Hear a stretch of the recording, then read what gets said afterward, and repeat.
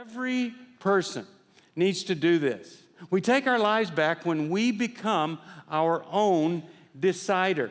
Now, you'd think, well, everybody's their own decider. No, it's not true. Desperation can decide for you. You can turn your decisions over to somebody else. You can end up in a dictator-doormat relationship. That doesn't honor God. That's not intended by God. You can be so much of a non-decider that you can end up in a place we call learned helplessness, where you're dependent on everybody else to do everything for you. We call that a baby. And there are a lot of people that I call, well, like a guy, king baby or princess infant, whatever. We're grown-ups, but we're totally dependent on other people, and God calls us to be our own decider. This year, 2017, is the 25th anniversary of the publication of the Life Recovery Bible. 2.5 million copies of this, and 25 years ago, I received my first copy. It was in my office when a pastor in Southern California asked me to see a woman who was a crack addict and was suicidal. So I had nothing to do. I said, sure, send her up. And she came to my office. She was a mess. She was one of those people that, I don't know if you've met these people, but when she cussed, it was like an art form. She could put words together that many people could not. It was musical. It was beautiful. It was horrible, but beautiful. You know what I mean?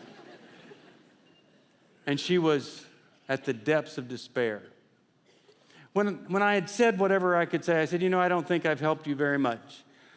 But I just got this Bible, and I'm just hoping, I'm going to give it to you, and I'm going to show you, here's the book of John, and I'm going to encourage you just to read this book and see what God can do for you.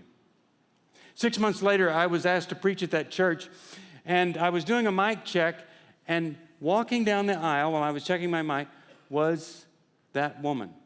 She looked totally different.